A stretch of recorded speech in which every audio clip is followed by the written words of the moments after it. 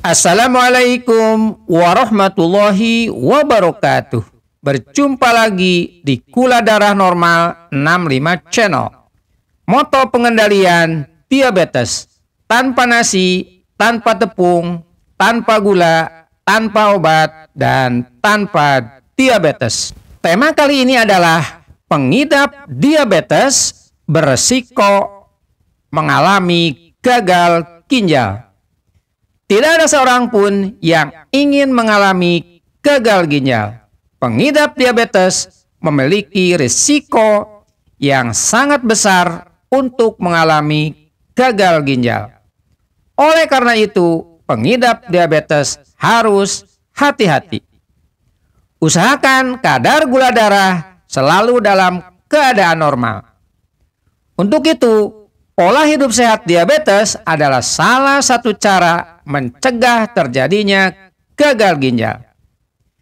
Jika sudah terjadi gagal ginjal, mau tidak mau, pengidap diabetes harus melakukan dialisis atau cuci darah.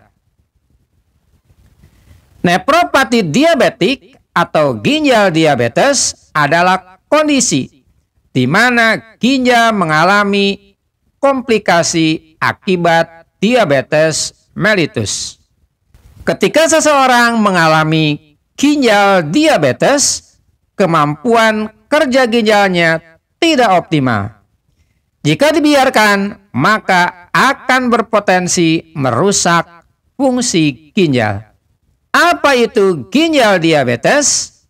Ginjal diabetes adalah suatu kondisi serius di mana ginjal mengalami komplikasi yang diakibatkan oleh diabetes.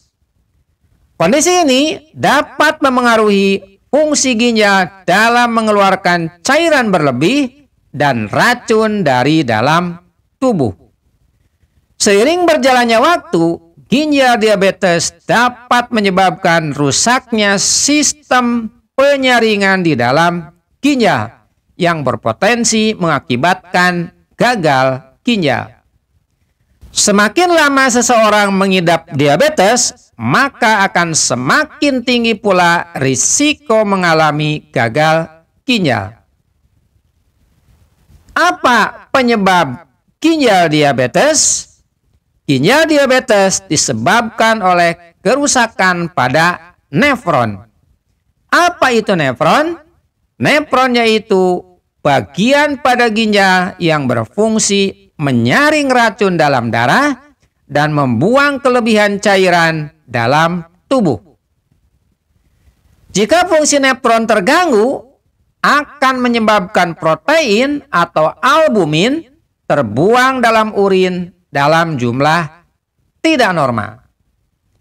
Selain itu, kerusakan nefron ada kaitannya dengan kadar gula darah tinggi atau hiperglikemia, serta hipertensi atau tekanan darah tinggi yang tidak terkontrol.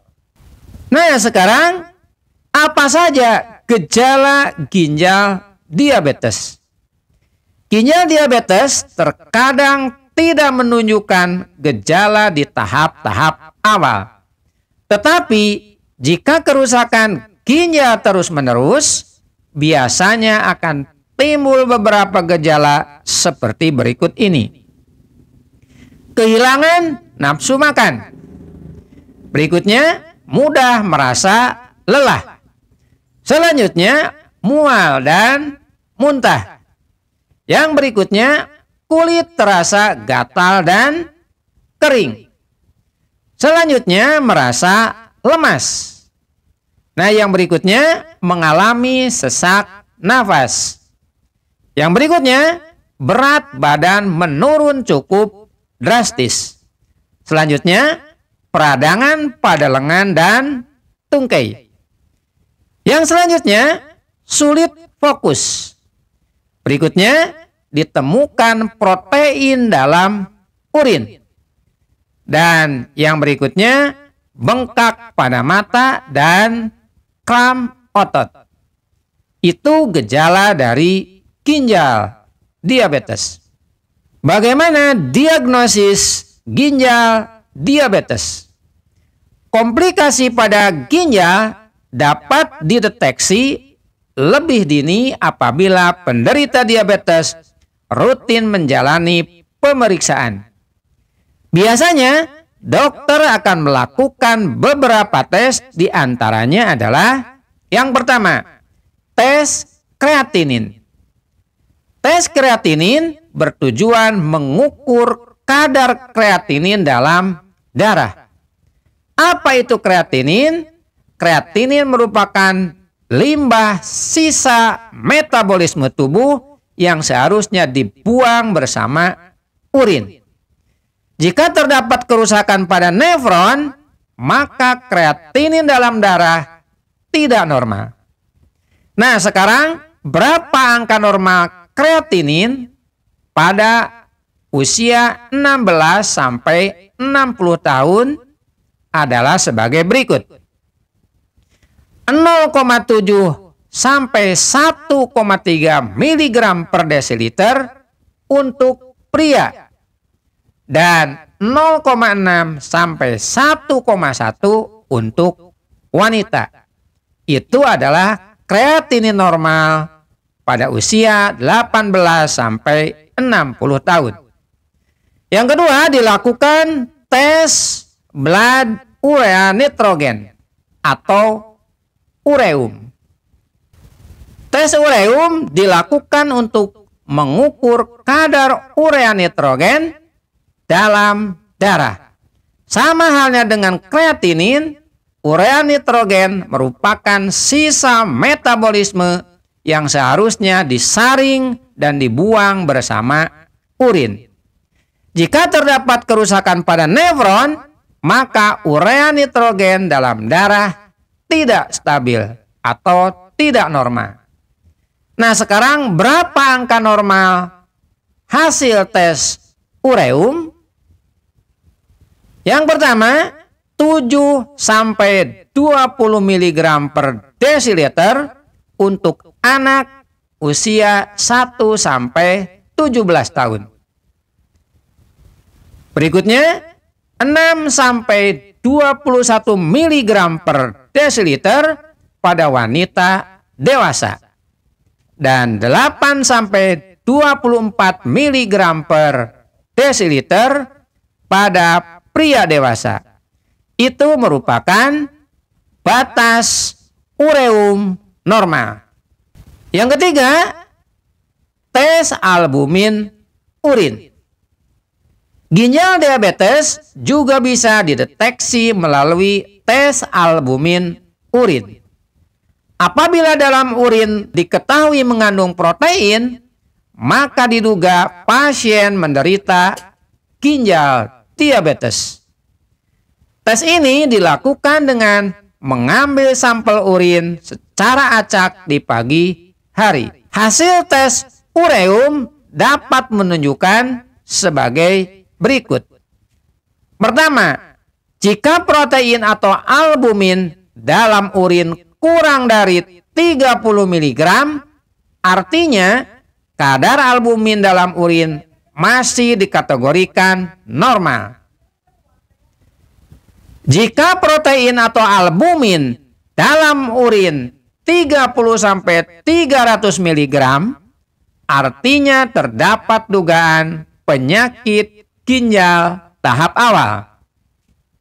Dan apabila protein atau albumin di atas 300 mg, artinya menandakan penyakit ginjal sudah semakin parah.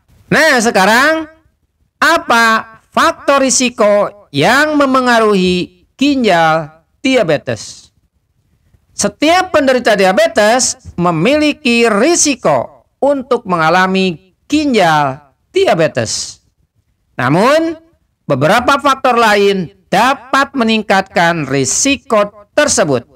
Di antaranya adalah memiliki kolesterol tinggi. Berikutnya, berat badan berlebih atau obesitas. Yang selanjutnya, terbiasa merokok. Berikutnya, menderita komplikasi lain dari diabetes. Dan yang selanjutnya adalah memiliki riwayat genetik diabetes dan memiliki riwayat genetik penyakit ginjal. Itu adalah beberapa risiko yang memengaruhi ginjal diabetes. Nah, sekarang bagaimana pengobatan ginjal diabetes? Ketika seseorang telah mengalami kondisi ginjal diabetes, maka akan sulit disembuhkan. Namun, pengobatan tetap perlu dilakukan guna meminimalisir gejala yang semakin memburuk. Langkah pertama pengobatan ginjal diabetes adalah dengan mengendalikan tekanan darah serta mengobati penyakit diabetesnya.